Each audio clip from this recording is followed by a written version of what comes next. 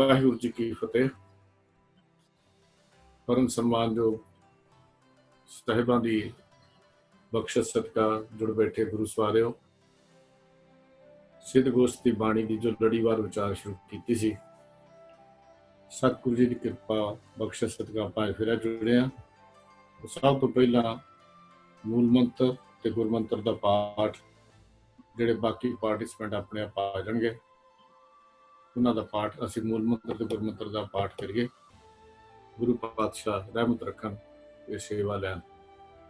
ਇੱਕ ਓੰਕਾਰ ਸਤਨਾਮ ਕਰਤਾ ਪੁਰਖ ਨਿਰਭਉ ਨਿਰਵੈਰ ਅਕਾਲ ਮੂਰਤ ਅਜੂਨੀ ਸਹਿਬੰ ਗੁਰ ਪ੍ਰਸਾਦ।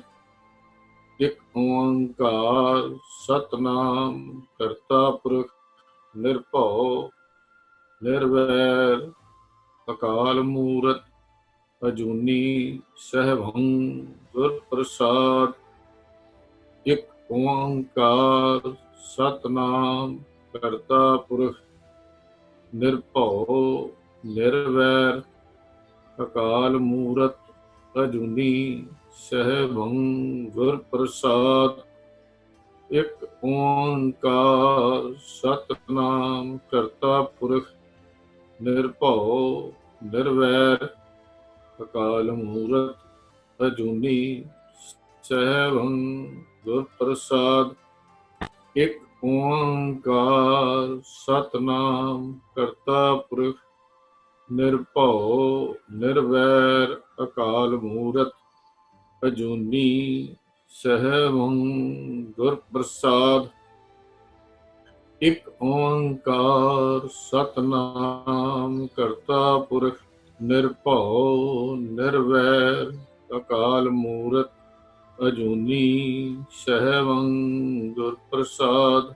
ਵਾਹਿਗੁਰੂ ਵਾਹਿਗੁਰੂ ਵਾਹਿਗੁਰੂ ਵਾਹਿਗੁਰੂ ਵਾਹਿਗੁਰੂ ਵਾਹਿਗੁਰੂ ਵਾਹਿਗੁਰੂ ਵਾਹਿਗੁਰੂ ਵਾਹਿਗੁਰੂ ਵਾਹਿਗੁਰੂ ਵਾਹਿਗੁਰੂ ਵਾਹਿਗੁਰੂ ਵਾਹਿਗੁਰੂ ਵਾਹਿਗੁਰੂ ਵਾਹਿਗੁਰੂ। ਵਾਹਿਗੁਰੂ ਜੀ ਕਾ ਖਾਲਸਾ, ਵਾਹਿਗੁਰੂ ਜੀ ਕੀ ਫਤਿਹ। ਅਕਾਲ ਪੁਰਖ ਵਾਹਿਗੁਰੂ ਦੀ ਰਹਿਮਤ ਬਖਸ਼ਿਸ਼, ਉਹਦੀ ਦਇਆ ਦ੍ਰਿਸ਼ਟੀ, ਸਾਰੇ ਆਪਾਂ ਸਮਾਂ ਕੱਢ ਕੇ ਗੁਰੂ ਜੀ ਦੀ ਗੱਲ ਕਰਨ ਲਈ, ਸੁਣਨ ਲਈ, ਵਿਚਾਰਨ ਲਈ ਇਕੱਤਰ ਹੋਏ ਹਾਂ। ਤਦ ਕਿ ਜੀਵਨ ਦਾ ਕੁਛ ਲਾਹਾ ਆਪਾਂ ਇੱਥੋਂ ਲੈ ਕੇ ਜਾਈਏ। ਸਿੱਧ ਗੋਸ਼ਟ ਦੀ ਬਾਣੀ ਜੋ ਗੁਰੂ ਨਾਨਕ ਦੇਵ ਪਾਤਸ਼ਾਹ ਜੀ ਨੇ ਆਪਣੇ ਆਖਰੀ ਸਾਲ ਦੇ ਵਿੱਚ ਜੀਵਨ ਦੇ ਉਚਾਰਨ ਕੀਤੀ। ਇਤਿਹਾਸਕਾਰ ਇਹ ਗੱਲ ਲਿਖਦੇ ਨੇ ਕਿ 1539 ਦੇ ਵਿੱਚ ਸਤਿਗੁਰੂ ਜੀ ਨੇ ਇਹ ਬਾਣੀ ਜਿਹੜੀ ਹੈ ਉਚਾਰਨ ਕੀਤੀ। ਜਿਵੇਂ ਆਪਾਂ ਪਹਿਲਾਂ ਹੀ ਵਿਚਾਰ ਕਰ ਚੁੱਕੇ ਹਾਂ, ਸਿੱਧਾਂ ਦੀਆਂ ਜੋਗੀਆਂ ਦੀਆਂ 3 ਮੁਲਾਕਾਤਾਂ ਗੁਰੂ ਪਾਤਸ਼ਾਹ ਨਾਲ ਹੋਈਆਂ। ਇੱਕ ਛੋਟੀ ਜਿਹੀ ਮੁਲਾਕਾਤ ਜਿਹਨੂੰ ਅਸੀਂ ਨਾਨਕ ਮਤਾ ਅੱਜ ਕੱਲ੍ਹ ਆਖਦੇ ਹਾਂ, ਪਹਿਲਾਂ ਗੋਰਖ ਮਤਾ ਹੁੰਦਾ ਸੀ, ਗੋਰਖ ਦੇ ਨਾਮ ਤੇ ਇਹਦਾ ਨਾਮ ਗੋਰਖ ਮਤਾ ਸੀ, ਪਰ ਸਤਿਗੁਰੂ ਜੀ ਦੇ ਉੱਥੇ ਜਾਣ ਨਾਲੇ ਦਾ ਨਾਮ ਨਾਨਕ ਮਤਾ ਪਿਆ। ਇੱਕ ਛੋਟੀ ਜਿਹੀ ਮੁਲਾਕਾਤ ਉੱਥੇ ਹੁੰਦੀ ਹੈ। ਇੱਕ ਮੁਲਾਕਾਤ ਸਮੇਰ ਪਰਬਤ ਦੇ ਉੱਤੇ, ਜਿੱਥੇ ਵਿਚਾਰ ਚਰਚਾ ਹੁੰਦੀ, ਜਿੱਥੇ ਜੋਗੀਆਂ ਨੇ ਕਰਾਮਾਤਾਂ ਕਰਕੇ ਸਤਿਗੁਰੂ ਮਹਾਰਾਜ ਨੂੰ ਆਪਣੇ ਮੱਤ ਵੱਲ ਖਿੱਚਣ ਦਾ ਯਤਨ ਕੀਤਾ, ਪਰ ਉਹਨਾਂ ਨੂੰ ਸਫਲਤਾ ਨਾ ਮਿਲ ਸਕੀ। ਤੀਜੀ ਮੁਲਾਕਾਤ ਗੁਰੂ ਸਾਹਿਬ ਜੀ ਦੀ ਅਚਲ ਬਟਾਲੇ ਦੇ ਨੇੜੇ ਜਿਹੜੀ ਜਗ੍ਹਾ ਹੈ, ਇੱਥੇ ਹੋਈ। ਔਰ ਤਿੰਨਾਂ ਹੀ ਮੁਲਾਕਾਤਾਂ ਦਾ ਜੋਗੀਆਂ ਨੇ ਜਾਂ ਸਿੱਧਾਂ ਨੇ ਸਵਾਲ ਕੀਤੇ। ਜਦੋਂ ਸਤਿਗੁਰੂ ਜੀ ਕਰਤਾਰਪੁਰ ਸਾਹਿਬ ਵਾਪਸ ਗਏ ਤਾਂ ਉੱਥੇ ਜਾ ਕੇ ਇਹ ਬਾਣੀ ਪੂਰੀ ਦੀ ਪੂਰੀ ਉਹ ਸਵਾਲ ਜਵਾਬ ਉਸੇ ਤਰ੍ਹਾਂ ਦਰਜ ਜਿਹੜੇ ਸੀ ਉਹ ਕਰਾਏ, ਉਹ ਲਿਖੇ। ਬਾਅਦ ਵਿੱਚ ਗੁਰੂ ਅਰਜਨ ਦੇਵ ਪਾਤਸ਼ਾਹ ਜੀ ਨੇ ਉਹ ਪੋਥੀ ਜੋ ਗੁਰੂ ਨਾਨਕ ਦੇਵ ਮਹਾਰਾਜ ਲਿਖਦੇ ਸੀ, ਉਹ ਪੋਥੀ ਗੁਰੂ ਸਾਹਿਬ ਜੀ ਕੋਲ ਪਹੁੰਚੀ ਤੇ ਉੱਥੋਂ ਗੁਰੂ ਸਾਹਿਬ ਜੀ ਨੇ ਉਸੇ ਦੇ ਕੋਸਟ ਬਾਣੀ ਗੁਰੂ ਗ੍ਰੰਥ ਸਾਹਿਬ ਜੀ ਦੇ ਅੰਦਰ ਦਰਜ ਕੀਤੀ। ਤੋ ਸਿੱਧਾ ਨੇ ਸਵਾਲ ਕੀਤੇ, 16 ਪੌੜੀਆਂ ਦੀ ਵਿਚਾਰ ਆਪਾਂ ਕਰ ਚੁੱਕੇ ਹਾਂ। ਕੱਲ ਦੀ ਵਿਚਾਰ ਜੋ ਆਪਾਂ ਕੀਤੀ ਸੀ, ਸਿੱਧਾ ਨੇ ਸਵਾਲ ਕੀਤਾ ਸੀ, ਮਹਾਰਾਜ ਸਪਣੀ ਮਾਇਆ ਤੋਂ ਕਿਵੇਂ ਬਚਿਆ ਜਾਏ, ਮਾਇਆ ਦੇ ਖਾਤਰ ਮਨ ਭਟਕਣੋਂ ਕਿਵੇਂ ਹਟ ਜਾਏ। ਤਾਂ ਗੁਰੂ ਸਾਹਿਬ ਜੀ ਦੇ ਜਵਾਬ ਬੜੇ ਵਧੀਆ ਸਨ। ਕਹਿਣ ਲੱਗੇ,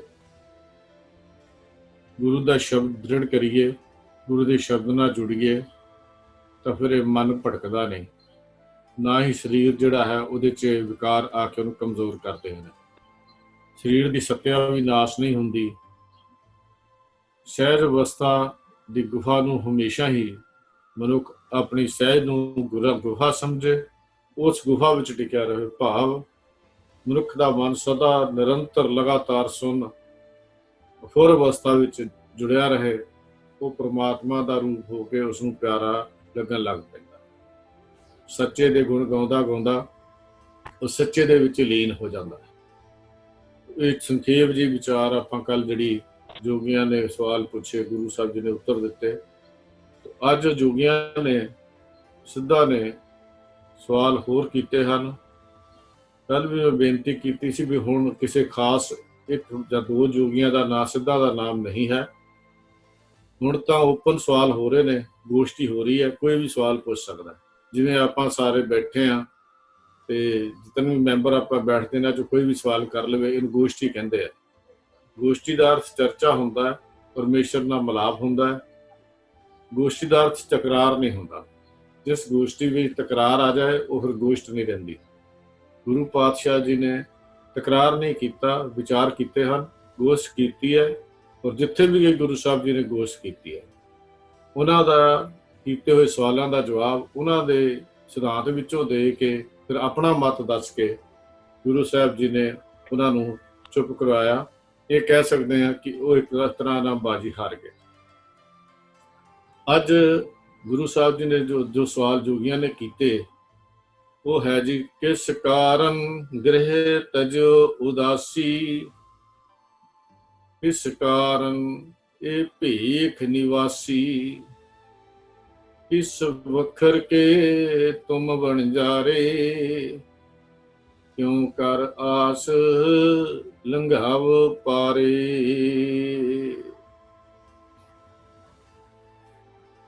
ਸਿੱਧਾ ਦਾ ਸਵਾਲ ਹੈ, ਪੁਰਖਾ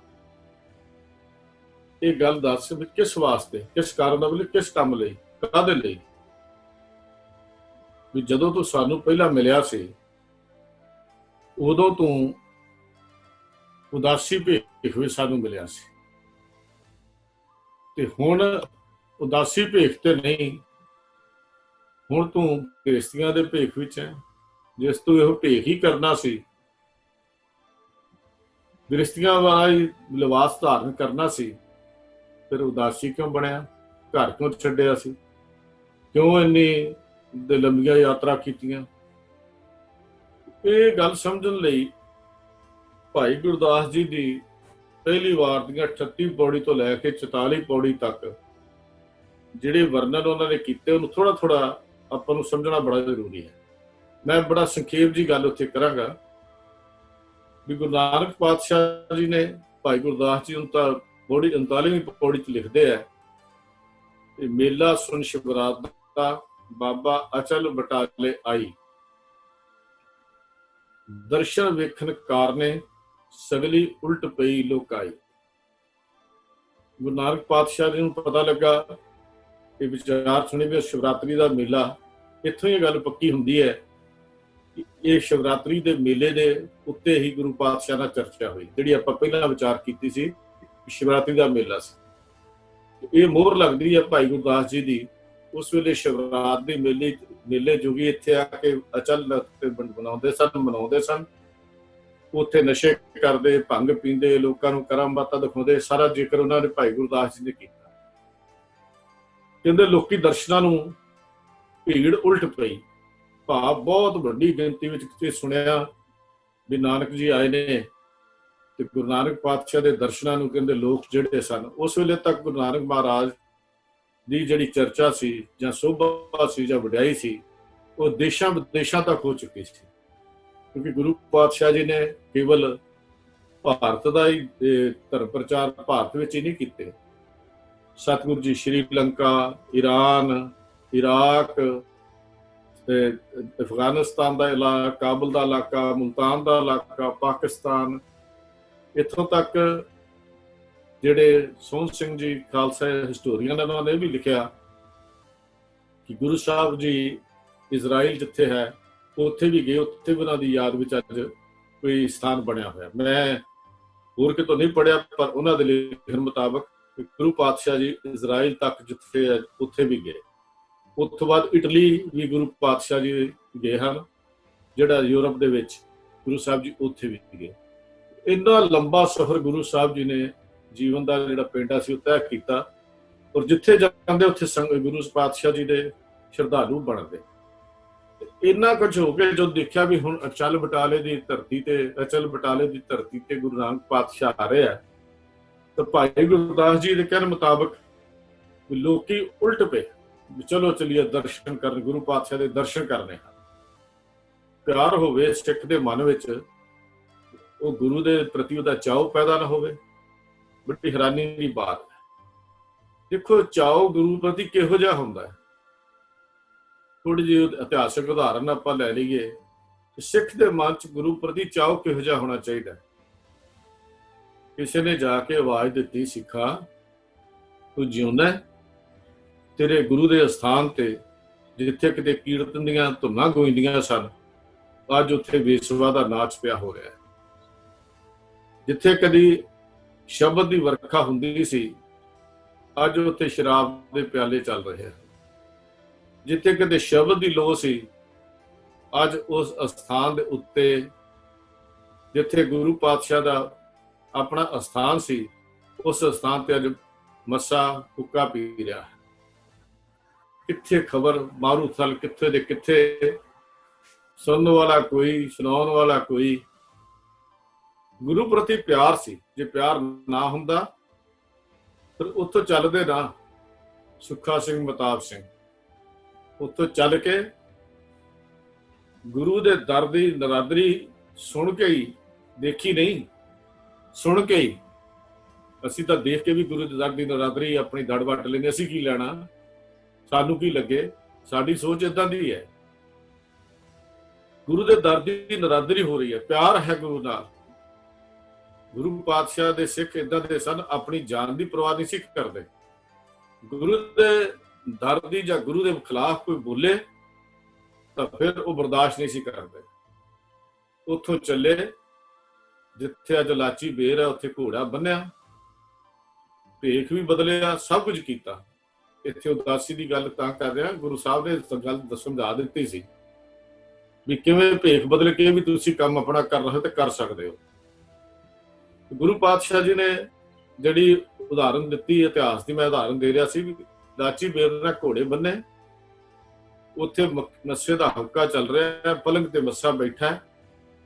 ਪਹਿਰੇਦਾਰਾਂ ਨੇ ਉਦੋਂ ਵੀ ਰੋਕਿਆ ਸੀ, ਉਦੋਂ ਵੀ ਪਹਿਰੇਦਾਰ ਹੁੰਦੇ ਸਨ। ਅੱਗੋਂ ਕਿਹਾ, ਚੌਧਰੀ ਆ, ਮਾਮਲਾ ਦੇਣ ਆਏ ਹਾਂ। ਮਾਮਲਾ ਠੀਕਰੀਆਂ ਨਾਲ ਭਰੀ ਹੋਈ ਬੋਰੀ ਮੋਢਿਆਂ ਤੇ ਚੁੱਕੀ ਹੋਈ ਮੱਸੇ ਦੇ ਪਲੰਗ ਥੱਲੇ ਸੁੱਟੀ, ਤੇ ਮੱਸੇ ਨੇ ਜਦੋਂ ਹੀ ਸਿਰ ਥੱਲੇ ਨੂੰ ਕੀਤਾ ਮਾਮਲਾ ਚੁੱਕਣ ਲਈ, ਤਲਵਾਰ ਦੇ ਇੱਕੋ ਵਾਰ ਨਾਲ ਉਹਦਾ ਸਿਰ ਝਟਕਾ ਲਿਆ, ਔਰ ਸ਼ੇਸ਼ ਨਜ਼ਰੇ ਦੇ ਟਾਂਕੇ। ਇੱਥੇ ਮਾਰੂਥਲ ਉਹ ਸਥਾਨ ਕਿੱਡੀ ਦੂਰ ਹੈ, ਘੋੜਿਆਂ ਤੇ ਸਵਾਰ ਹੋ ਕੇ ਜਾ ਕੇ ਗੁਰੂ ਪਾਤਸ਼ਾਹ ਦੀ ਨਰਾਦਰੀ ਨਾ ਸਹਾਰਦੇ ਹੋਏ ਇਹਨਾਂ ਨੇ ਕੰਮ ਕੀਤਾ। ਸਰ ਮੈਂ ਨਹੀਂ ਬੇਨਤੀ ਕਰਨਾ ਚਾਹੁੰਦਾ, ਸਿੱਖ ਦਾ ਪਿਆਰ ਹੈ ਗੁਰੂ ਨਾਲ। 84 ਦੀ ਗੱਲ ਵੀ ਲੈ ਲਈਏ, 84 ਦੀ ਘਟਨਾਕ੍ਰਮ ਨੂੰ ਵੀ ਦੇਖ ਲਈਏ। ਜੇ ਟੈਂਕ ਚਾੜੇ ਗਏ ਤਾਂ ਬਹੁਤਾ ਸਮਾਂ ਨਹੀਂ ਲੱਗਾ। ਟੈਂਕ ਚਾੜਨ ਵਾਲਿਆਂ ਦਾ ਹਸ਼ਰ ਜੋ ਹੋਇਆ ਤੁਹਾਡੇ ਸਾਹਮਣੇ ਹੈ। ਭਾਵੇਂ ਕੋਈ ਹੋਵੇ, ਕੋਈ ਆਇਆ ਹੋਵੇ, ਗੁਰੂ ਦੇ ਦਰ ਦੀ ਨਰਾਦਰੀ ਸਿੱਖ ਬਰਦਾਸ਼ਤ ਨਹੀਂ ਕਰਦਾ। ਔਰ ਗੁਰੂ ਦੇ ਦਰਸ਼ਨਾਂ ਦੀ ਤੰਗ ਵੀ ਉਹਦੇ ਅੰਦਰ ਹੀ ਹੈ। ਕੋਈ ਆਨ ਮਿਲਾਵੇ ਮੇਰਾ ਪ੍ਰੀਤਮ ਪਿਆਰਾ ਹੋ, ਤਿਸ ਪੈ ਆਪ ਵਿਚਾਈ, ਦਰਸ਼ਨ ਹਰ ਦੇਖਣ ਕੇ ਤਾਈ। ਇਹ ਵਿਚਾਰ ਸਿੱਖ ਦੇ ਮਨ ਦੀ ਭਾਵਨਾ ਹੈ।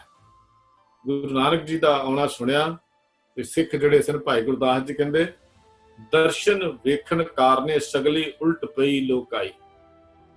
ਵੀ ਇੱਥੇ ਸਿੱਧਾਂ ਦਾ ਮੇਲਾ ਲੱਗਾ, ਸਿੱਧ ਆਪਣਾ ਰਾਗ ਲਾਪ ਰਹੇ ਨੇ, ਪਰ ਲੁਕਾਈ ਜਿਹੜੀ ਹੈ ਉਹ ਗੁਰੂ ਨਾਨਕ ਦੇਵ ਮਹਾਰਾਜ ਦੇ ਦਰਸ਼ਨ ਕਰਨ ਚੱਲ ਪਈ ਹੈ। ਲੱਗੀ ਬਰਸਨ ਲక్ష్ਮੀ ਰਿੱਧ ਸਿੱਧ ਨੌ ਨਿਧ, ਰਿੱਧ ਸਿੱਧ ਨੌ ਨਿਧ ਸਵਾਈ। ਕਹਿੰਦੇ ਨੇ ਗੁਰੂ ਨਾਨਕ ਦੇ ਦਰ ਤੇ ਉੱਤੇ ਉਹਨਾਂ ਨੇ ਆਪਣੀਆਂ ਭੇਟਾਂ ਰੱਖਣੀਆਂ ਸ਼ੁਰੂ ਕਰ ਦਿੱਤੀਆਂ ਜਿਹੜੇ ਦਰਸ਼ਨਾਂ ਨੂੰ ਆਏ ਸਨ। ਤੇ ਜੋਗੀਆਂ ਨੂੰ ਬੜਾ ਤਕਲੀਫ ਹੋਈ। ਜੋਗੀ ਦੇਖ ਚਲਿੱਤਰ ਨੂੰ ਮਨ ਵਿੱਚ ਰਿਸਕ ਘਨੇਰੀ ਖਾਈ, ਬੜੀ ਖੁੰਦਕ ਖਾਧੀ ਹੈ। ਸਾਨੂੰ ਇੰਨੀ ਦੇਰ ਹੋ ਗਈ ਇੱਥੇ ਆਉਂਦਿਆਂ ਨੂੰ, ਹਰ ਸਾਲ ਅਸੀਂ ਸ਼ਿਵਰਾਤਰੀ ਦੇ ਮੇਲੇ ਤੇ ਇੱਥੇ ਆ ਕੇ ਜੁੜਦੇ ਹਾਂ, ਤੇ ਸਾਨੂੰ ਤੇ ਇਹੋ ਜਿਹੀਆਂ ਭੇਟਾਂ ਨਹੀਂ ਕਰਦੇ। ਸਿੱਖ ਇੰਨੇ ਪਿਆਰ ਸਾਡੇ ਲਈ ਤਾਂ, ਇਹ ਲੋਕ ਇੰਨਾ ਪਿਆਰ ਸਾਡੇ ਲਈ ਤਾਂ ਦਿਖਾਉਂਦੇ ਨਹੀਂ।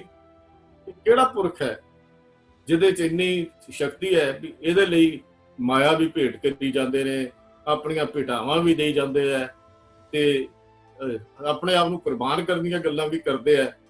ਤੇ ਜੋਗੀਆਂ ਨੇ ਕਿਹਾ, ਜੋਗੀ ਦੇਖ ਚਲਿੱਤਰ ਨੂੰ, ਸਾਰਾ ਕੁਝ ਦੇਖਿਆ ਦ੍ਰਿਸ਼, ਤੇ ਮਨ ਵਿੱਚ ਰਿਸਕ ਘਨੇਰੀ ਖਾਏ, ਬੜੀ ਖੁੰਦਕ ਜਿਹੀ ਖਾਧੀ ਜੋਗੀਆਂ ਨੇ। ਭਗਤੀਆਂ ਪਾਈ ਭਗਤ ਆ ਲੋਟਾ ਜੋਗੀ ਲਿਆ ਛਪਾਈ। ਰਾਸਧਾਰੀ ਜਿਹੜੇ ਹੁੰਦੇ ਸਨ ਰਾਸਾਂ ਪਾਉਂਦੇ ਸਨ, ਤੇ ਰਾਸਾਂ ਪਾਉਂਦੇ ਸਨ, ਤੇ ਉਹਨਾਂ ਨੇ ਆਪਣੀ ਕਰਾਮਾਤ ਦਿਖਾਉਣ ਲਈ ਉਹਨਾਂ ਰਾਸਧਾਰੀਆਂ ਦਾ ਲੋਟਾ ਚੁੱਕ ਕੇ ਲੁਕੋ ਲਿਆ।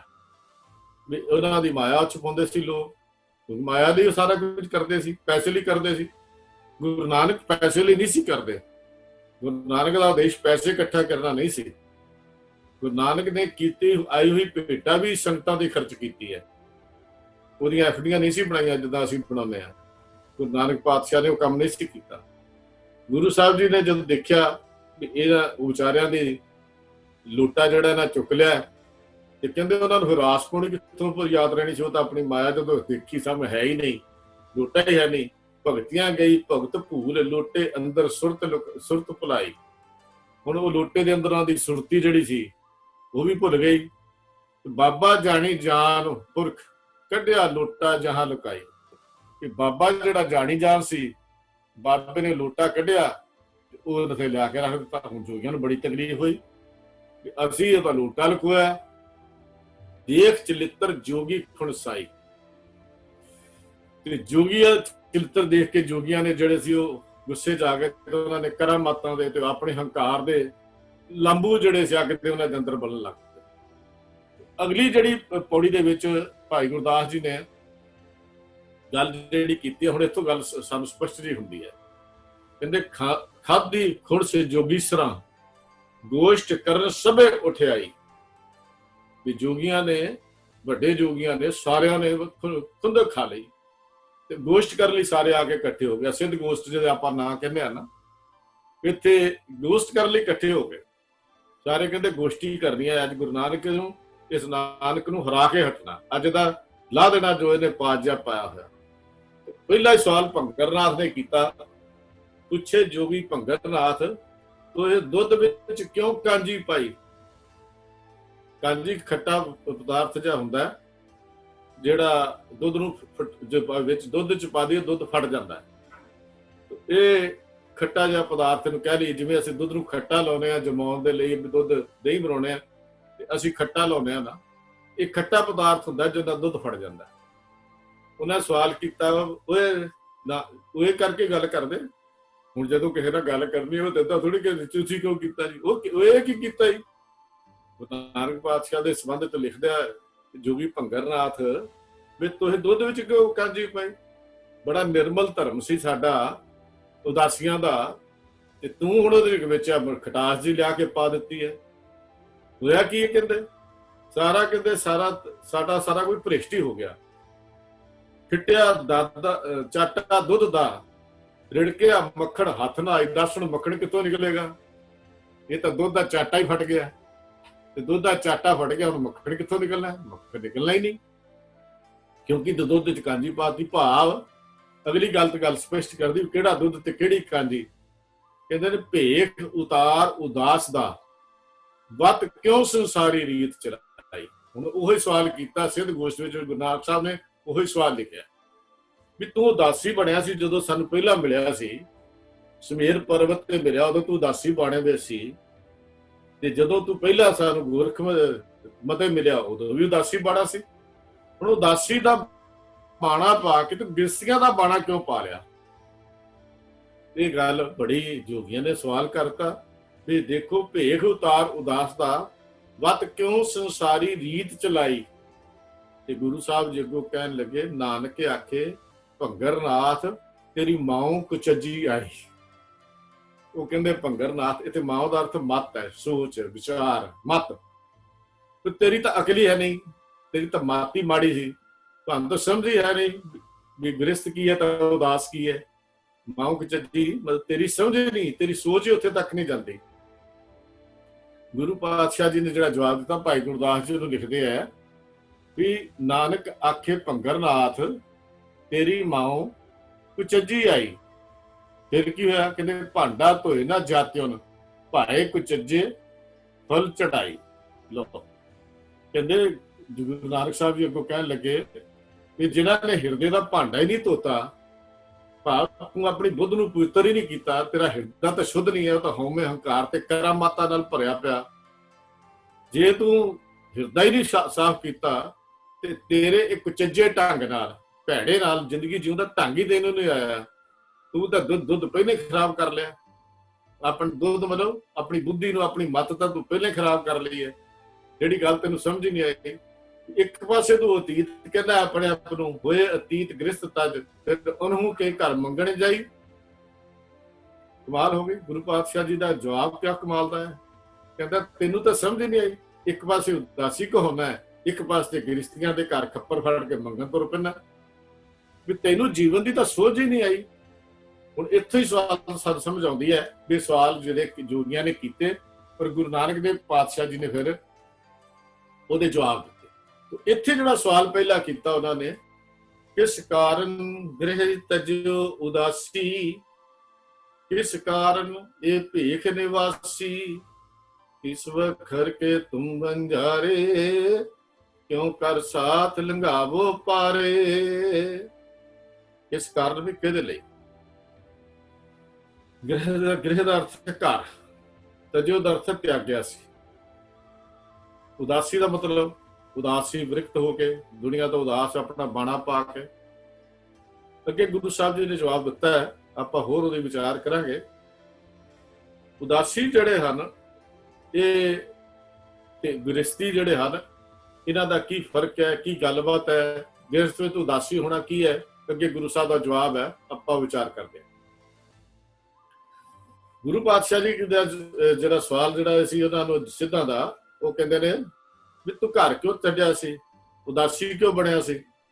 ਵੀ ਜੇ ਤੂੰ ਇਹ ਹਾਟੀ ਬਾਟੀ ਜਿਹਦੇ ਵਿੱਚ ਤੂੰ ਹਾਟੀ ਬਾਟੀ ਨੂੰ ਤਿਆਗਣਾ ਹੀ ਨਹੀਂ ਸੀ, ਤਾਂ ਫਿਰ ਤੂੰ ਦੱਸ ਘਰ ਕਿਉਂ ਛੱਡਿਆ ਤੇ ਉਦਾਸੀ ਕਿਉਂ ਬਣਿਆ? ਉਦਾਸੀ ਦਾ ਭੇਖ ਕਿਉਂ ਧਾਰਿਆ ਸੀ? ਇਸ ਕਾਰਨ ਇਹ ਭੇਖ ਨਿਵਾਸੀ ਕਿ ਤੂੰ ਇਹ ਧਾਰਨ ਕੀ ਹੋਇਆ ਸੀ? ਫਿਰ ਹੁਣ ਤੂੰ ਗ੍ਰਸਤਾ ਬਾਣਾ ਕਿਉਂ ਪਾ ਲਿਆ, ਗ੍ਰਸਤੀ ਕਿਉਂ ਬਣ ਗਿਆ? ਇਹ 2-3 ਸਾਲ ਇਕੱਠੇ ਸਵਾਲ ਕਰ ਦਿੱਤੇ। ਕਹਿੰਦੇ ਸਾਨੂੰ ਤਾਂ ਤੇਰੀ ਅਜੇ ਤੱਕ ਸਮਝ ਹੀ ਨਹੀਂ ਆਈ, ਸਾਨੂੰ ਤਾਂ ਇਹ ਨਹੀਂ ਪਤਾ ਲੱਗਾ ਵੀ ਤੂੰ ਕਿਹੜੇ ਸੌਦੇ ਦਾ ਵਪਾਰੀ ਹੈ, ਸੌਦਾ ਕੀ ਕਰਨਾ ਚਾਹੁੰਦਾ, ਕਿਹੜਾ ਸੌਦਾ? ਰੱਬ ਦੇ ਨਾਂ ਦਾ ਸੌਦਾ ਕਰਨਾ ਤੇ ਉਦਾਸੀ ਬਣਦਾ। ਵੀ ਸਾਨੂੰ ਤਾਂ ਸਮਝ ਨਹੀਂ ਆਈ ਵੀ ਤੂੰ ਸੌਦਾ ਕਿਹੜੀ ਗੱਲ ਦਾ ਕਰਨਾ ਚਾਹੁੰਦਾ, ਕਿਹੜਾ ਸੌਦਾ ਤੂੰ ਕਰਨਾ ਚਾਹੁੰਦਾ। ਇਸ ਵਖਰ ਕੇ ਤੁਮ ਬੰਜਾਰੇ, ਬੰਜਾਰੇ ਦਾ ਅਰਥ ਹੈ ਵਪਾਰੀ ਤੇ ਵਖਰ ਦਾ ਅਰਥ ਸੌਦਾ। ਕਿਸ ਵਖਰ ਦਾ ਤੂੰ ਵਪਾਰੀ ਹੈ ਇਹ ਦੱਸ। ਫਿਰ ਕਹਿੰਦੇ ਅਗਲਾ ਸਵਾਲ ਇਹ ਹੈ, ਅਸੀਂ ਤੈਨੂੰ ਪਹਿਲਾ ਸਵਾਲ ਕੀਤਾ ਸੰਸਾਰ ਦੁੱਤਰ ਹੈ, ਜਿੱਥੋਂ ਗੱਲ ਸ਼ੁਰੂ ਹੋਈ ਸੀ ਵੀ ਬੜਾ ਔਖਾ ਹੈ ਸੰਸਾਰ ਤੋਂ ਲੰਘ, ਇਹ ਸੰਸਾਰ ਨੂੰ ਪਾਰ ਕਰਨਾ। ਸੰਸਾਰ ਸਮੁੰਦੇ ਤਾਰ ਗੋਬਿੰਦਿਆ, ਆਪਾਂ ਉਹਦੇ ਚ ਪ੍ਰਮਾਣ ਪੜਿਆ ਸੀ, ਬੜੇ ਲੰਬੀ ਚੜੀ ਆਪਾਂ ਵਿਚਾਰ ਕੀਤੀ ਉਹਦੇ ਚ। ਸੰਸਾਰ ਤਾਂ ਇਹ ਇੱਕ ਦੱਸ ਤੂੰ ਇਸ ਸਮੁੰਦਰ ਤੋਂ ਪਾਰ ਕਿਵੇਂ ਲਗਾਏਗਾ? ਜੇ ਤੂੰ ਉਦਾਸੀ ਦਾ ਬਾਣਾ ਵੀ ਪਾਤਾ ਤੇ ਸਾਰਾ ਕੁਝ ਛੱਡ ਦਿੱਤਾ, ਤੇ ਇਸ ਕਰਕੇ ਹੁਣ ਤੂੰ ਆਪਣੇ ਲੋਕਾਂ ਨੂੰ ਕਿਉਂ ਗੁੰਮਰਾਹ ਕਰ ਰਿਹਾ ਹੈ? ਲਫ਼ਜ਼ ਵਰਤਿਆ, ਤੂੰ ਗੁੰਮਰਾਹ ਕਿਉਂ ਕਰ ਰਿਹਾ ਲੋਕਾਂ ਨੂੰ? ਉਦਾਸੀ ਤੋਂ ਬਿਨਾਂ ਤਾਂ ਗੱਡੀ ਚੱਲਣੀ ਨਹੀਂ ਸੀ ਤੇ ਉਦਾਸੀ ਤੋਂ ਬਿਨਾਂ ਤੇਰੇ ਕੰਮ ਬਣਨਾ ਨਹੀਂ ਸੀ। ਤੂੰ ਦੱਸ ਬਈ ਇਹ ਕਿਉਂ, ਇਹ ਸਾਰਾ ਕੰਮ ਜਿਹੜਾ ਤੂੰ ਇਹ ਕਿਉਂ ਕੀਤਾ? ਗੁਰੂ ਪਾਤਸ਼ਾਹ ਜੀ ਨੇ ਪਹਿਲੀ ਪੰਕਤੀ ਜਿਹੜੀ ਗਈ ਅਗਲੀ ਪੌੜੀ ਦੀ ਦਿੱਤੀ ਹੈ, ਗੁਰਮੁਖ ਖੋਜਤ ਭੈ ਉਦਾਸੀ, दर्शन कै ताई भेख निवासी, साच वखर के हम बन जा रे, नानक गुरमुख उतरस पारे। कहते पहला सवाल सी भी मैं तो गुरमुखां दी लभन लई उदासी बनया सी। लो इत्थे हुण गल समझण वाले है कि गुरमुखां नूं लभन लई उदासी क्यों बनना पिया। धर्म की दुनिया विच उस वेले ये गल मन्नी जाती सी गुरु नानक साहब तो पहला कि इंसान जां गृहस्थी बन सकता है जां धर्मी बन सकता है, इंसान जां परिवार विच रह सकता है जां परिवार त्याग के घरां जंगलों में जाके रहे। धर्म की एक निशानी मन्नी जाती सी कि घर बार छड्डना, गृहस्थ च प्रवेश ही ना करना, जे करना तो गृहस्थियां नूं रुलदा उदां ही छड्ड देना। एक घर की धर्म की निशानी उसले गिनी जाती सी। लिबास गेरुए रंग दे पाउणे, भगवा जा कपड़े पा लैणे, हत्थ च होई कमंडल, क्योंकि तीन तरह के उस वेले धर्म चलते सी, एक इस्लाम मत, एक हिंदू मत, एक जोग मत। तीन मत उस वेले इत्थे चलते सन। गुरु पातशाह जी के समय के उत्ते हिंदुस्तान के इस भारत की धरती के उत्ते जदों सतगुरु पहली उदासी ते गए अपने पहुंचे बनारस, उत्थे पंडित चतुरदास सतगुरु जी नूं मिलिया। पंडित चतुरदास क्योंकि इन्हां दे हंकार नूं जदों सट वजदी है ना किसी मनुख दे भी, क्योंकि तड़फदे बड़े ने। गुरु साहब मिलिया, देखिया एक आम जिहा मनुख है, हत्थ च कोई इन्हें फड़िया नहीं, माला नहीं फड़ी हुई। हिंदू मत के जिहड़े चिन्ह सन, हिंदू मत का चिन्ह की सी, माला गले च पानी, माला फेरनी, फिर सालग्राम की पूजा करनी, पत्थर जिहा रखना, उन्हें पूजना। तो चतुरदास ने कहा ना देखो लोग, कोई ना तो इन्हें कोई सालग्राम रखिया, ना इन्हें कोई माला पाई हुई है, ना ही इन्हें कोई धर्म का होर कोई तिलक जा लाया, टिक्का लाया होया, ते ना लत्तां वाला जिहड़ा तिलक लाउंदे ने वो भी नहीं लाया। ते पिछे फिलोसफी बड़ी लंबी है, तिलक कित्थों आया, ये सालग्राम कित्थों आया। गुरु साहब ने इहदे प्रति शब्द लिखिया, सैंसर दान दे इंद्र रोया, परसराम रोवे घर आया। सारा कुछ उहदे विच डिटेल मिलती है। चलो असीं उस डिटेल विच नहीं जांदे, लेकिन एक गल उन्होंने कहा भी धर्म की निशानी है कि सालग्राम रखना। वो सालग्राम है की चीज? सालग्राम नेपाल की धरती के साउथ वाले पासे, दक्षिण वाले पासे एक पिंड है जिहदे आसे पासे साल दे बहुत रुख हैं, साल दे रुख जिथे बहुत ने। उस पिंड का नाम भी फिर उन्होंने रुखा करके सालग्राम जिहड़ा सी प्रसिद्ध हो गया। उस पिंड के कोलों दी एक पहाड़ी जी नदी वगदी है जिहदा नाम गंडकी है। ते गंडकी दे विचों सालग्राम के नेड़े होने करके गोल धारीदार पत्थर जिहड़े ने वो बहुत निकलते हैं। गोल जे पत्थर धारियां उत्ते बणियां हुंदियां वो बहुत निकलते हैं। तो इन्हां पत्थरां दे नाम ते पिंड दा नाम जिहड़ा सी वो भी सालग्राम जिहड़ा सी वो पै गया।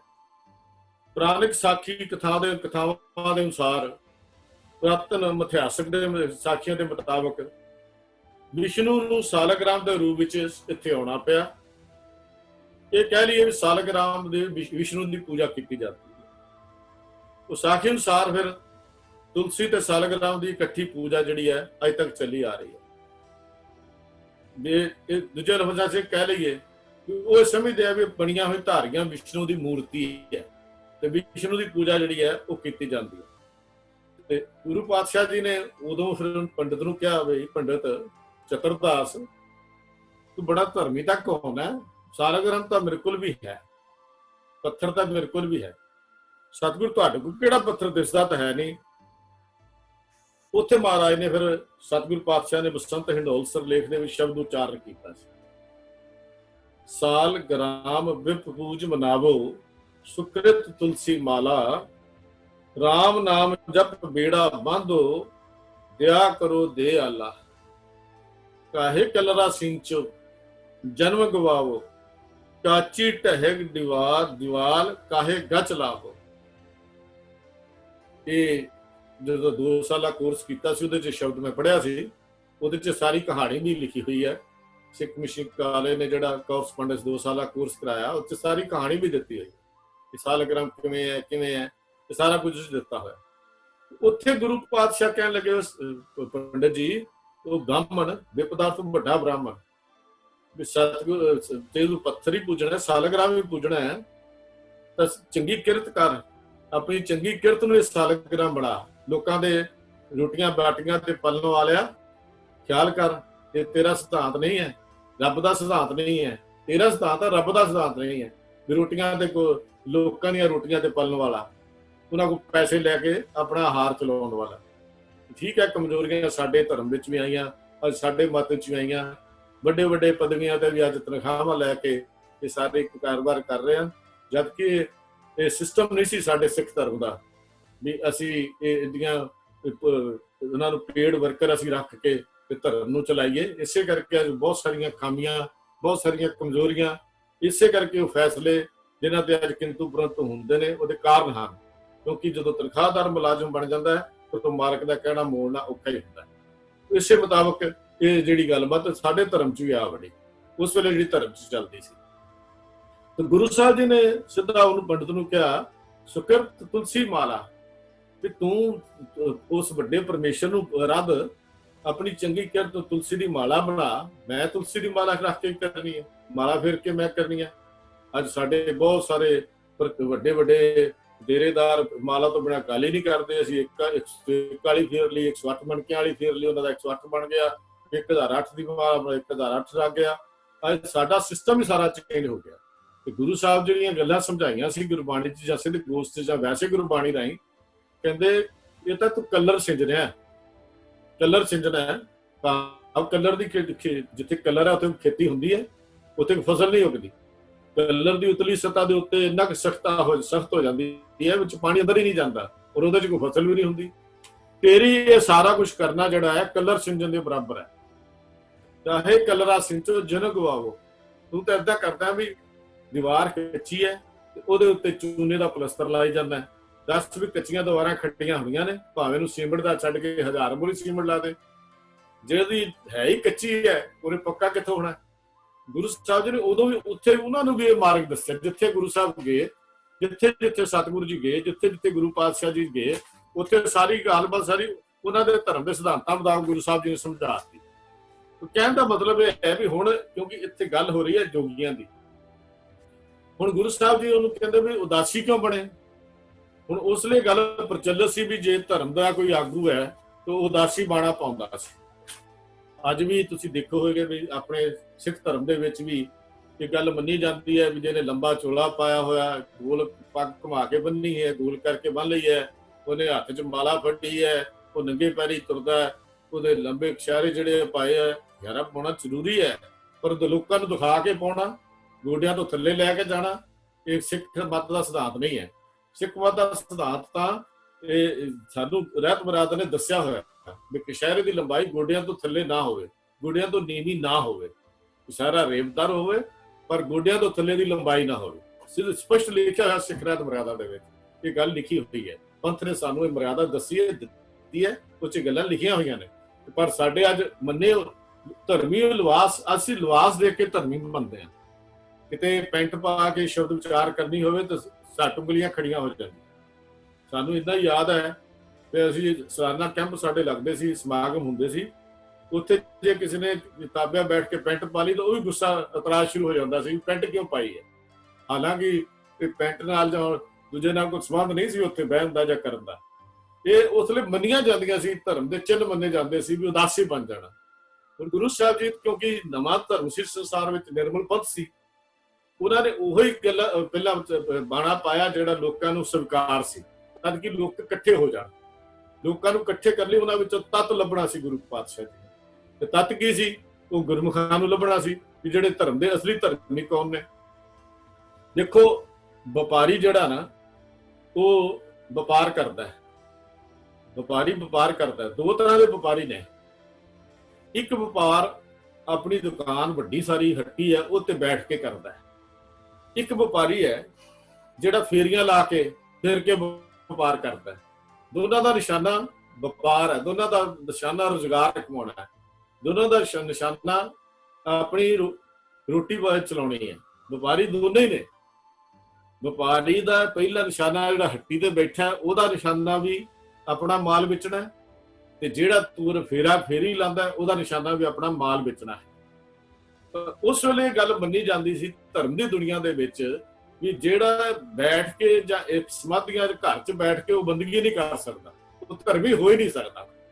ਤੇ ਗੁਰੂ ਸਾਹਿਬ ਜੀ ਨੇ ਇਸ ਗੱਲ ਨੂੰ ਕਰਨ ਦੇ ਲਈ ਸਭ ਤੋਂ ਪਹਿਲਾਂ ਗੁਰੂ ਸਾਹਿਬ ਦਾ ਜਿਹੜਾ ਮੱਤ ਹੈ ਨਾ, ਇਹ ਗੱਲ ਹੋਰ ਸੁਣੀਏ। ਗੁਰੂ ਸਾਹਿਬ ਦਾ ਮੱਤ ਉਦਾਸੀਆਂ ਵਾਲਾ ਨਹੀਂ ਹੈ। ਗੁਰੂ ਸਾਹਿਬ ਦਾ ਮੱਤ ਨਿਵਾਸੀ ਵਿੱਚ ਉਦਾਸੀ ਵਾਲਾ ਹੈ। ਜਿਹੜੀਆਂ ਪੰਕਤੀਆਂ ਦੋ ਲਿਖੀਆਂ ਨਾ, ਨਿਵਾਸੀ ਤੇ ਉਦਾਸੀ, ਦੋ ਸ਼ਬਦ ਆਏ। ਗੁਰੂ ਦਾ ਮੱਤ ਨਿਵਾਸੀਆਂ ਵਿੱਚ ਉਦਾਸੀ ਵਾਲਾ ਹੈ। ਜਿਹੜੀ ਗੱਲ ਸਮਝਣ ਦੀ ਲੋੜ ਹੈ। ਨਿਵਾਸੀ ਦਾ ਮਤਲਬ ਆਪਣੇ ਟਿਕ ਕੇ ਬਹਿਣਾ, ਆਪਣੇ ਘਰ ਥਾਂ ਤੇ ਰਹਿਣਾ, ਆਪਣੇ ਪਰਿਵਾਰ 'ਚ ਰਹਿਣਾ, ਪਰ ਆਪਣੇ ਆਪ ਨੂੰ ਉਦਾਸੀ ਬਣਾ ਕੇ ਰਹਿਣਾ। ਸਾਡਾ ਮੱਤ ਇਹ ਹੈ। ਗੁਰੂ ਸਾਹਿਬ ਜੀ ਨੇ ਇਹ ਗੱਲ ਸਮਝਾਈ। ਗੁਰੂ ਸਾਹਿਬ ਜੀ ਜਿੱਥੇ ਵੀ ਜਾਂਦੇ ਸੀ ਗੁਰੂ ਪਾਤਸ਼ਾਹ ਜੀ, ਉੱਥੇ ਇਹ ਨਹੀਂ ਸੀ ਦੇਖਦੇ ਵੀ ਮੈਂ ਇਕੱਠ ਇਕੱਠਾ ਕਰਨਾ ਹੈ, ਕਿੱਥੇ ਕਰਨਾ ਹੈ। ਹੁਣ ਦੇਖੋ, ਗੁਰੂ ਸਾਹਿਬ ਦੇ ਇਤਿਹਾਸ ਨੂੰ ਪੜ੍ਹ ਕੇ ਦੇਖੀਏ, ਹਰ ਜਗ੍ਹਾ ਤੇ ਉਹਨਾਂ ਨੇ ਗੁਰਸਿੱਖਾਂ ਨੂੰ ਲੱਭਿਆ ਜਿਹੜੇ ਰੱਬ ਦੇ ਨਾਲ ਪ੍ਰੇਮ ਕਰਨ ਵਾਲੇ ਸੀ, ਧਰਮ ਦੇ ਪਾਸੇ ਲੱਗੇ ਸੀ, ਲੇਕਿਨ ਉਹਨਾਂ ਨੂੰ ਧਰਮ ਦਾ ਮਾਰਗ ਨਹੀਂ ਸੀ ਪਤਾ। ਇੱਥੇ ਇਸ ਜਗ੍ਹਾ ਤੇ ਵੀ ਗੁਰੂ ਸਾਹਿਬ ਗਏ ਜਿਹੜੇ ਬਿਲਕੁਲ ਹੀ ਧਰਮੀ ਸੀ। ਅਸੀਂ ਤਾਂ ਕਹਿੰਦੇ ਉਹਨਾਂ ਨਾਲ ਮੇਲ ਹੀ ਨਾ ਕਰੋ, ਜੋ ਨਾ ਗੱਲ ਹੀ ਨਾ ਕਰੋ। ਬਿਨਾਂ ਪ੍ਰਚਾਰ ਤੋਂ, ਬਿਨਾਂ ਗੱਲਬਾਤ ਤੋਂ ਅਸੀਂ ਕਦੀ ਵੀ ਧਰਮ ਦਾ ਫੈਲਾਅ ਨਹੀਂ ਕਰ ਸਕਦੇ। ਗੋਸ਼ਟੀ ਬੜੀ ਜ਼ਰੂਰੀ ਹੈ, ਭਾਵੇਂ ਕੋਈ ਹੋਵੇ। ਗੋਸ਼ਟੀ ਤੋਂ ਬਿਨਾਂ ਅਸੀਂ ਧਰਮ ਦਾ ਫੈਲਾਅ ਨਹੀਂ ਕਰ ਸਕਦੇ। ਤੇ ਗੁਰੂ ਸਾਹਿਬ ਸੱਚੇ ਪਾਤਸ਼ਾਹ ਜੀ ਉਦਾਸੀ ਬਾਣਾ ਇਸ ਕਰਕੇ ਪਾਇਆ ਤਦ ਕਿ ਲੋਕਾਂ ਨੂੰ ਆਪਣੇ ਮਾਰਗ ਦਾ ਸੁਨੇਹਾ ਦੇਣ ਲਈ। ਉੱਥੇ ਉਦਾਸੀਆਂ ਵਾਲੀ ਗੱਲ ਨਹੀਂ ਸਮਝਾਈ ਜਾ ਕੇ। ਉੱਥੇ ਜਿੱਥੇ ਵੀ ਗਏ ਗੁਰੂ ਪਾਤਸ਼ਾਹ ਨੇ, ਉੱਥੇ ਇੱਕ ਅਕਾਲ ਪੁਰਖ, ਇੱਕ ਸ਼ਬਦ, ਇੱਕ ਪਰਮ ਪਿਤਾ ਪਰਮੇਸ਼ਰ ਦੇ ਲੜ ਲਾਉਣ ਦੀ ਗੱਲ ਕੀਤੀ। ਆਪਣੇ ਆਪ ਦੀ ਪੂਜਾ ਵੀ ਨਹੀਂ ਗੁਰੂ ਸਾਹਿਬ ਜੀ ਨੇ ਕਰਾਈ। ਸਿੱਧਾ ਨੇ ਵੀ ਜਦੋਂ ਸਵਾਲ ਕੀਤਾ ਸੀ ਨਾ ਕਿ ਸਾਨੂੰ ਕਰਾਮਾਤ ਦਿਖਾ ਦੇ, ਤੇ ਸਾਹਿਬ ਇੱਕੋ ਹੀ ਗੱਲ ਕਹੀ ਸੀ, ਗੁਰੂ ਸ਼ਬਦ ਤੇ ਸੰਗਤ ਤੋਂ ਬਿਨਾਂ ਮੇਰੇ ਕੋਲ ਹੋਰ ਦੂਜੀ ਕਰਾਮਾਤ ਨਹੀਂ ਹੈ। ਬਸ ਮੇਰੀ ਕਰਾਮਾਤ ਗੁਰੂ ਦਾ ਸ਼ਬਦ ਹੀ ਹੈ, ਗੁਰੂ ਦੀ ਬਾਣੀ ਹੈ। ਗੁਰੂ ਸਾਹਿਬ ਨੇ ਆਪਣੇ ਆਪ ਦੇ ਮਗਰ ਨਹੀਂ ਲਾਇਆ। ਗੁਰੂ ਸਾਹਿਬ ਜੀ ਨੇ ਜਿੱਥੇ ਜਾ ਕੇ ਗਏ ਉੱਥੇ ਸ਼ਬਦ ਦਾ ਪ੍ਰਚਾਰ ਕੀਤਾ। ਇੱਥੇ ਗੁਰੂ ਸਾਹਿਬ ਹੁਣ ਕਹਿੰਦੇ ਨੇ ਵੀ ਮੈਂ ਤਾਂ ਗੁਰਮੁਖਾਂ ਦੀ ਭਾਲ ਵਿੱਚ, ਗੁਰਮੁਖਾਂ ਦੀ ਲੱਭਣ ਲਈ, ਧਰਮੀ ਪੁਰਖਾਂ ਦੇ ਲੱਭਣ ਲਈ, ਵੀ ਜਿਹੜੇ ਤੁਹਾਡੇ ਮਗਰ ਲੱਗ ਕੇ ਕੁਰਾਹੇ ਪੈ ਗਏ ਨੇ, ਜਿਨ੍ਹਾਂ ਨੂੰ ਧਰਮ ਦੀ ਲਾਲਸਾ ਹੈ ਲੇਕਿਨ ਮਾਰਗ ਨਹੀਂ ਪਤਾ, ਜਿਨ੍ਹਾਂ ਨੂੰ ਸਮਝ ਨਹੀਂ ਹੈਗੀ, ਜਿਹੜੇ ਇਸੇ ਸੀ, ਮੈਂ ਤਾਂ ਉਹਨਾਂ ਨੂੰ ਲੱਭਣ ਲਈ ਤੁਰਿਆ ਸਾਂ। ਉਹਨਾਂ ਨੂੰ ਉਸ ਕਰਕੇ ਮੈਂ ਉਦਾਸੀ ਬਾਣਾ ਜਿਹੜਾ ਸੀ ਉਹ ਪਾ ਲਿਆ ਸੀ। ਤਾਂ ਗੁਰੂ ਪਾਤਸ਼ਾਹ ਜੀ ਹੁਣ ਸਾਨੂੰ ਸਮਝਾਉਂਦੇ ਨੇ ਜੀ, ਗੁਰਮੁਖ ਖੋਜਤ ਭਏ ਉਦਾਸੀ, ਦਰਸ਼ਨ ਕੇ ਤਾਈ ਭੇਖ ਨਿਵਾਸੀ। ਵੀ ਉਹਨਾਂ ਦੇ ਦਰਸ਼ਨ ਕਰਨ ਲਈ, ਕਿਹਨਾਂ ਦੇ? ਗੁਰਮੁਖਾਂ ਦੇ। ਜਿੱਥੇ ਜਿੱਥੇ ਸਨ ਉੱਥੇ ਗੁਰੂ ਪਾਤਸ਼ਾਹ ਨੇ ਫਿਰ ਜਾ ਕੇ ਕੀ ਕਰਦੇ? ਗੁਰੂ ਸਾਹਿਬ ਉੱਥੇ ਧਰਮਸਾਲ ਕਾਇਮ ਕਰਦੇ, ਧਰਮਸਾਲ ਕਾਇਮ ਕੀਤੀਆਂ। ਧਰਮ ਕਮਾਉਣ ਦੀ ਥਾਂ ਧਰਮਸ਼ਾਲ, ਜਿੱਦਾਂ ਪਾਠਸ਼ਾਲਾ ਪਾਠ ਸਿੱਖਣ ਦੀ ਸਥਾਨ, ਤੇ ਧਰਮਸ਼ਾਲਾ ਧਰਮ ਸਿੱਖਣ ਦੀ ਸਥਾਨ। ਇਹਦਾ ਗੁਰਦੁਆਰੇ ਜਿਹੜੇ ਨੇ ਧਰਮਸ਼ਾਲਾ ਹੈ। ਧਰਮਸ਼ਾਲਾ ਜਿਹੜੀ ਹੈ, ਇਹ ਗੁਰਦੁਆਰੇ ਧਰਮਸ਼ਾਲਾ ਨੇ, ਇੱਥੋਂ ਧਰਮ ਸਿੱਖਿਆ ਜਾਂਦਾ। ਧਰਮ ਦਾ ਜਿਹੜਾ, ਜਿਸ ਥਾਂ ਤੋਂ ਧਰਮ ਦਾ ਜਨਮ ਨਾ ਹੋਵੇ, ਧਰਮ ਨਾ ਸਿਖਾਇਆ ਜਾਵੇ, ਉਹ ਧਰਮਸ਼ਾਲਾ ਘੁਮਾਉਂਦਾ ਹੀ ਨਹੀਂ। ਗੁਰੂ ਦਾ ਦਰ ਵੀ ਨਹੀਂ ਘੁਮਾਉਂਦਾ, ਕਿਉਂਕਿ ਗੁਰੂ ਦੇ ਦਰ ਤੋਂ ਹਮੇਸ਼ਾ ਧਰਮ ਦੀ ਗੱਲ ਹੁੰਦੀ ਹੈ, ਧਰਮ ਦੀ ਗੱਲ ਨਹੀਂ ਹੁੰਦੀ। ਹੁਣ ਸਤਿਗੁਰੂ ਜੀ ਕਹਿਣ ਲੱਗੇ ਵੀ ਅਸੀਂ ਤਾਂ ਦਰਸ਼ਨਾਂ ਲਈ ਤੇ, ਪਰ ਅਸੀਂ ਤਾਂ ਸਾਚ ਵਖਰ ਕੇ ਹਮ ਬਣ ਜਾ ਰਹੇ ਹਾਂ। ਵੀ ਅਸੀਂ ਵਪਾਰੀ ਤਾਂ ਹਾਂ, ਪਰ ਅਸੀਂ ਤਾਂ ਸੱਚੇ ਸੌਦੇ ਦੇ ਵਪਾਰੀ ਹਾਂ। ਗੁਰੂ ਪਾਤਸ਼ਾਹ ਜਿਹੜੀ ਗੱਲ ਕਹਿੰਦੇ ਨਾ ਵੀ ਦੇਖੋ, ਸੱਚਾ ਸੌਦਾ ਹਰ ਨਾਮ ਹੈ, ਸੱਚਾ ਵਾਪਾਰਾ ਰਾਮ। ਗੁਰਬਾਣੀ ਇਹ ਗੱਲ ਕਹਿੰਦੀ ਹੈ ਵੀ ਮੇਰੇ ਲਈ ਵਾਹਿਗੁਰੂ ਦੀ ਬੰਦਗੀ ਹੀ ਸੱਚਾ ਸੌਦਾ ਹੈ। ਸੱਚਾ ਸੌਦਾ ਹਰ ਨਾਮ ਹੈ। ਅਸੀਂ ਸੌਦਾ ਕਿਹੜਾ ਖਰੀਦਦੇ ਆ? ਕਹਿੰਦੇ ਨਾਮ ਦਾ। ਸਾਚ ਵਖਰ ਕੇ ਹਮ ਬੰਜਾਰੇ, ਅਸੀਂ ਤਾਂ ਵਪਾਰੀ ਉਹਦੇ ਆ। ਆਪਾਂ ਦੇਖੋ ਗੁਰੂ ਪਾਤਸ਼ਾਹ ਜੀ ਸਾਨੂੰ ਸੋਠ ਰਾਗ ਵਿੱਚ ਇੱਕ ਸ਼ਬਦ ਦਿੱਤਾ, ਗੁਰੂ ਨਾਨਕ ਦੇਵ ਮਹਾਰਾਜ ਕਹਿੰਦੇ ਨੇ, ਹਾਨ ਹਟ ਕਰ ਆਰਜਾ, ਸੱਚ ਨਾਮ ਕਰ ਵਥ। ਗੁਰੂ ਪਾਤਸ਼ਾਹ ਦੇ ਕਮਾਲ ਦੇ ਬੋਲ ਨੇ। ਸਾਰੀ ਗੱਲ ਇਹ ਸਮਝਾਉਂਦੀ ਹੈ, ਸਾਜ ਵਖਰ ਕੇ ਹਮ ਬੰਜਾਰੇ, ਸੁਰਤ ਸੋਚ ਕਰ ਭਾਂਡ ਸਾਲ, ਕਿਸ ਵਿੱਚ ਤਿਸ ਨੂੰ ਰੱਖ। ਸੁਰਤ ਭਾਂਡਿਆਂ ਦੀ ਜਿਹੜੀ ਕਤਾਰ ਜਿੱਥੇ ਭਾਂਡੇ ਟਿਕਾਈਦੇ ਨੇ, ਟਿਕਾਉਣ ਲਈ, ਉਹਦੇ ਵਿੱਚ ਨਾਮ ਟਿਕਾਉਣ ਲਈ ਗੁਰੂ ਪਾਤਸ਼ਾਹ ਜਿਹੜੀ ਦਲੀਲ ਦਿੰਦੇ ਨਾ ਵੀ ਉਹ ਭਾਂਡਿਆਂ ਦੇ ਏਦਾਂ ਬਣਾ ਵੀ ਉਹਦੇ ਚ ਨਾਮ ਟਿਕ ਜਾਏ। ਸੁਰਤ ਨੂੰ, ਸੋਚ ਨੂੰ, ਆਪਣੀ ਨੂੰ ਭਾਂਡਾ ਬਣਾ। ਇਸ ਭਾਂਡੇ ਵਿੱਚ ਟਿਕਾਉਣਾ ਕੀ ਹੈ? ਸਾਚ ਵਖਰ ਕੇ ਹਮ ਬੰਜਾਰੇ। ਇਸ ਭਾਂਡੇ ਵਿੱਚ ਵਾਹਿਗੁਰੂ ਦਾ ਨਾਮ ਟਿਕਾਉਣਾ ਹੈ। ਆਪਣੀ ਹਾਨ ਹੱਟ ਆਰਜਾ ਨੂੰ ਆਪਣੀ ਹੱਡੀ ਬਣਾ ਲਾ। ਜਿਹੜੇ ਸਵਾਸ ਨੇ ਹੱਡੀ ਹੈ। ਹਾਨ ਹੱਟ ਕਰ ਆਰਜਾ, ਸੱਚ ਨਾਮ ਕਰ ਵਤ। ਸੌਦਾ ਸੱਚੇ ਨਾਮ ਦਾ ਇੱਥੇ ਰੱਖ। ਤੇ ਫਿਰ ਆਪਣੀ ਸੁਰਤ ਜਿਹੜੀ ਉਹਨੂੰ ਭਾਂਡਸਾਲ ਬਣਾ, ਭਾਵ ਭਾਂਡੇ ਬਣਾ ਲੈ। ਫਿਰ ਇਹ ਕਰਨਾ ਕੀ ਹੈ? ਸੁਰਤ ਨੂੰ ਭਾਂਡਾ ਬਣਾ ਕੇ ਤਿਸ ਵਿੱਚ ਤਿਸ ਨੂੰ ਰੱਖ। ਉਹ ਸੁਰਤ ਵਿੱਚ ਨੂੰ ਉਹ ਟਿਕਾ ਕੇ ਰੱਖ ਜਿਹੜਾ ਸੱਚੇ ਨਾਮ ਦਾ ਸੌਦਾ ਹੈ। ਸੱਚਾ ਸੌਦਾ ਜਿਹੜਾ ਹੈ ਉਹਦੇ ਟਿਕਾ ਕੇ ਰੱਖ। ਫਿਰ ਕਹਿੰਦੇ ਵੰਜਾਰਿਆਂ ਸਿਓ ਵੰਜ ਕਰ। ਵੰਜਾਰੇ ਕੌਣ? ਵਪਾਰੀ, ਸਤਸੰਗੀ, ਉਹਨਾਂ ਦੇ ਨਾਲ ਰਲ ਕੇ ਵਪਾਰ ਕਰ।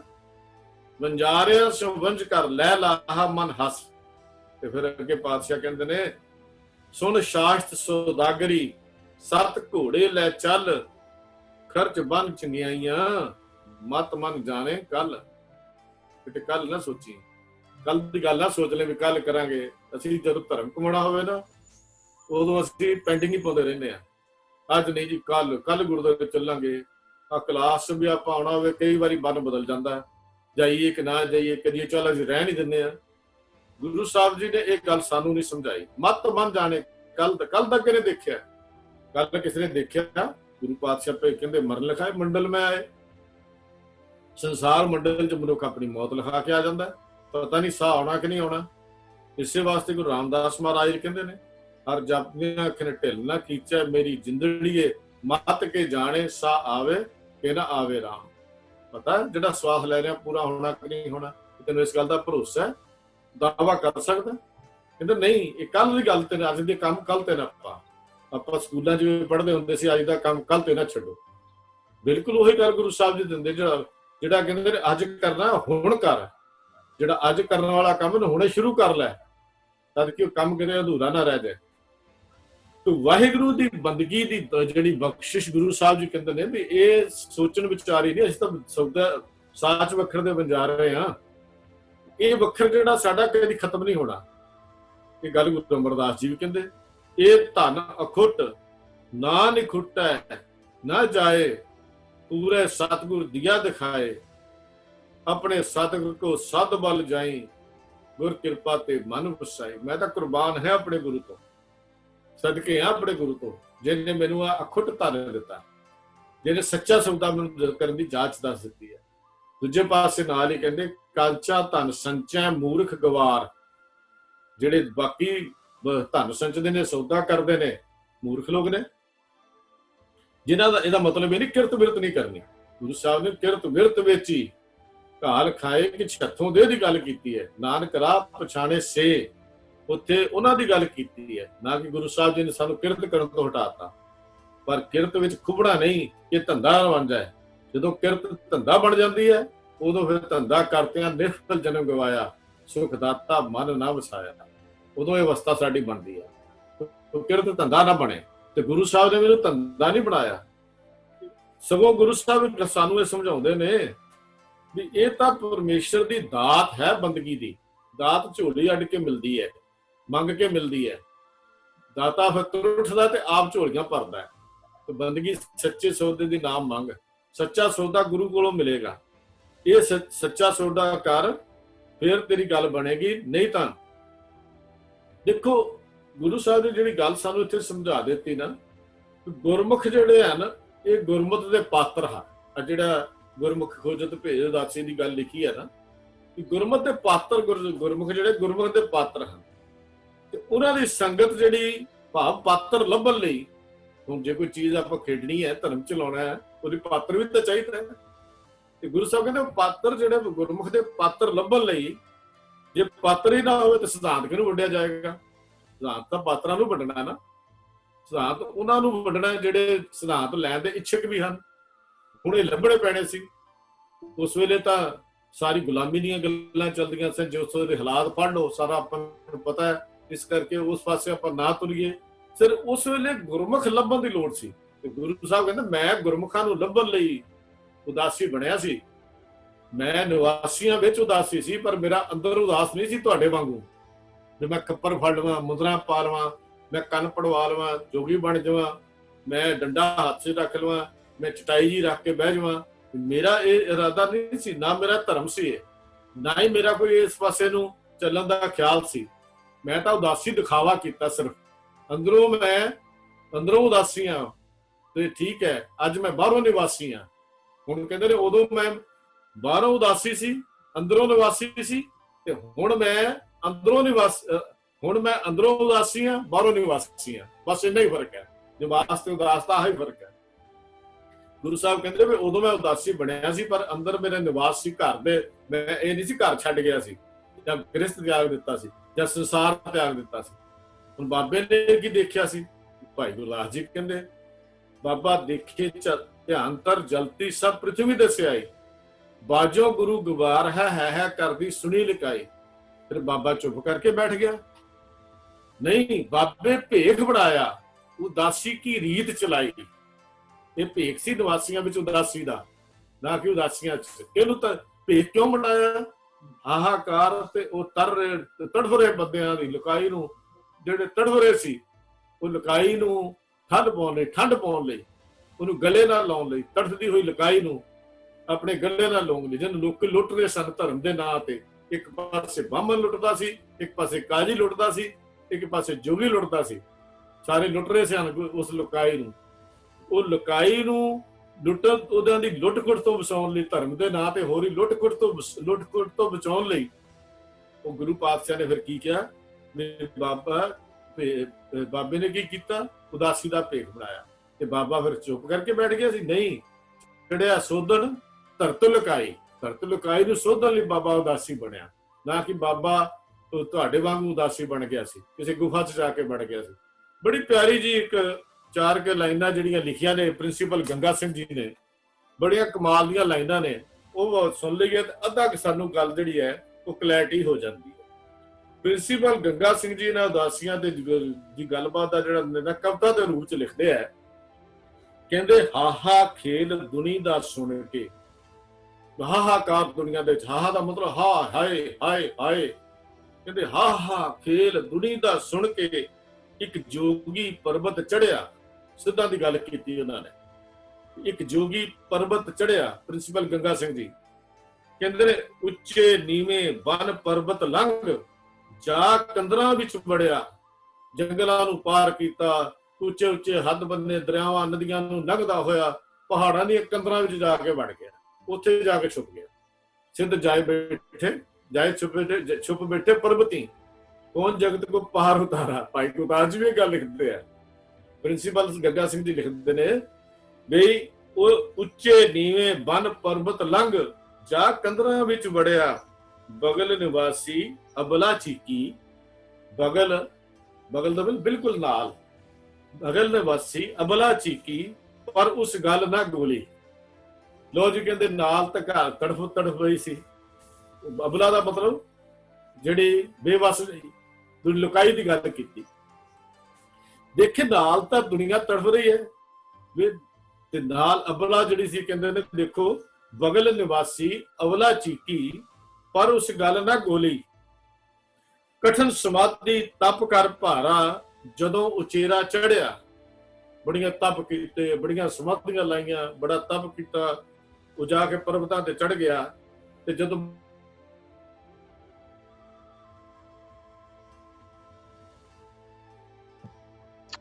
ਭਾਈ ਸਾਹਿਬ ਜੀ ਤੁਹਾਡੀ ਆਵਾਜ਼ ਨਹੀਂ ਆ ਰਹੀ, ਸੌਰੀ।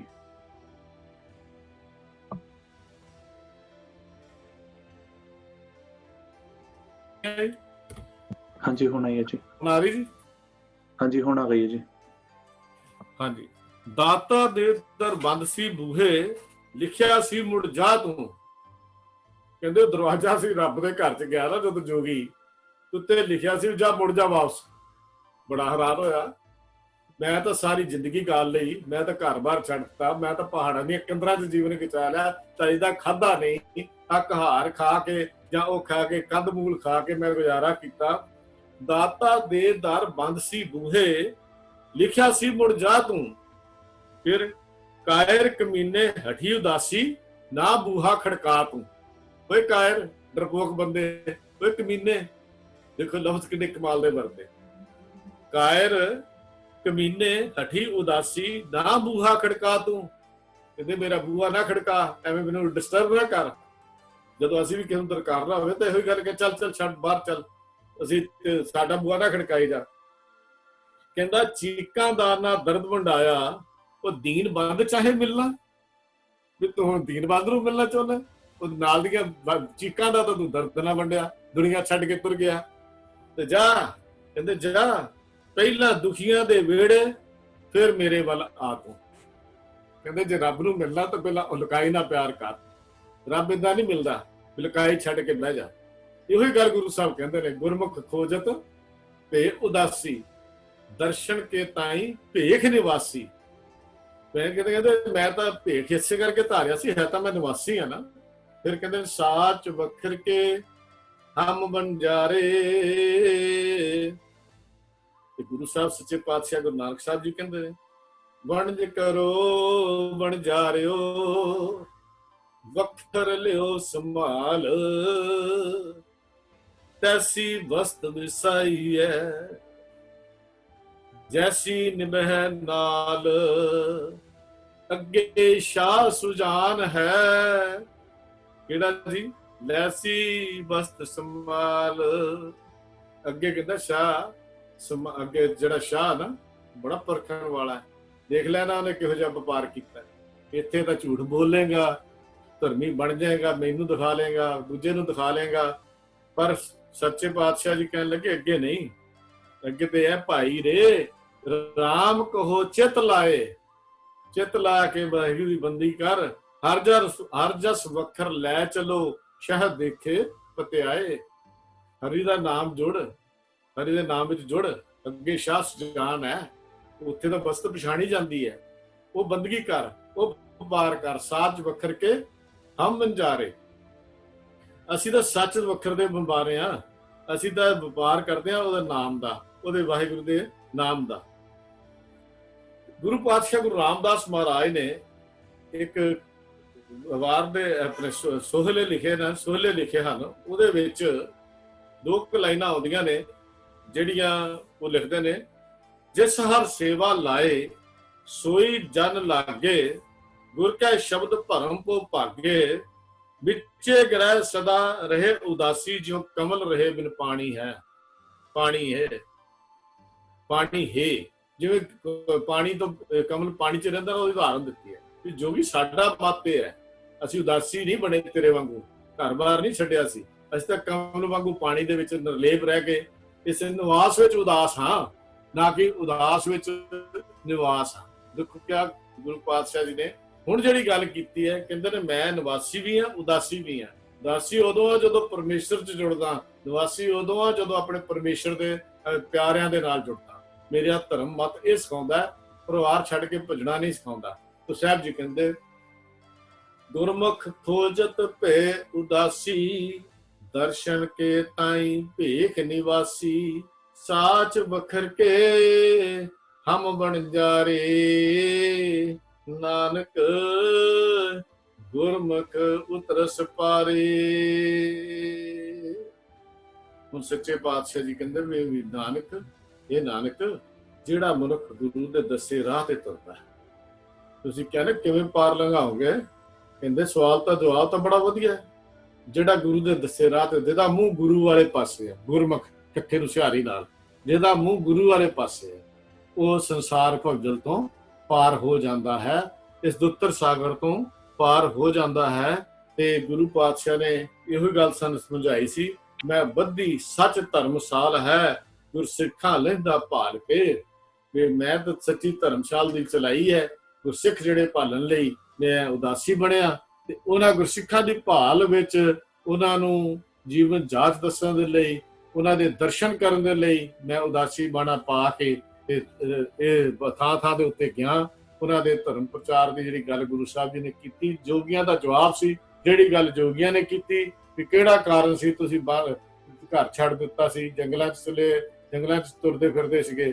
ਕਿਸ ਕਾਰਨ ਕਰੇ ਤਜੋ ਉਦਾਸੀ, ਕਿਸ ਕਾਰਨ ਇਹ ਭੇਖ ਨਿਵਾਸੀ, ਕਿਸ ਵਖਰ ਕੇ ਤੂੰ ਬੰਜਾਰੇ, ਕਿਉਂ ਕਰ ਸਾਥ ਲੰਘਾਵੋ ਪਾਰੇ। ਤੇ ਕਿਹੜਾ ਕਾਰਨ ਸੀ ਵੀ ਤੂੰ ਆਪਣੇ ਸਾਥੀਆਂ ਨੂੰ ਕਿਵੇਂ ਪਾਰ ਲੰਘਾਵੇਂਗਾ?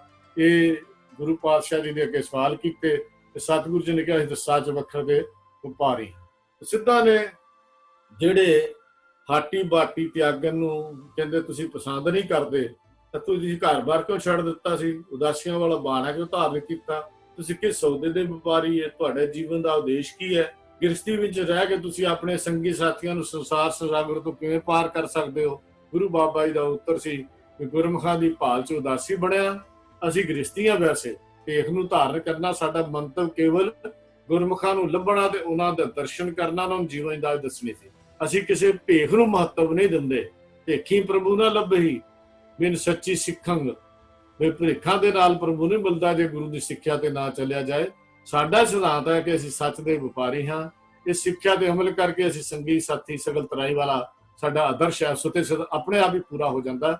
ਜਦੋਂ ਅਸੀਂ ਅਬਲਾ ਦੀਆਂ ਚੀਕਾਂ ਸੁਣ ਕੇ ਉਹਦੀ ਮਦਦ ਲਈ ਤੁਰਦੇ ਹਾਂ, ਗੁਰੂ ਸਾਡੇ ਨਾਲ ਆਪ ਹੀ ਸਾਡੇ ਅੰਗ ਸੰਗ ਰਹਿੰਦਾ ਹੈ। ਹੋਈਆਂ ਭੁੱਲਾਂ ਚੁੱਕਾਂ ਦੀ ਖਿਮਾ। ਪਿਆਰ ਸਤਿ ਫਤਿਹ ਬੁਲਾਓ ਜੀ। ਵਾਹਿਗੁਰੂ ਜੀ ਕਾ ਖਾਲਸਾ।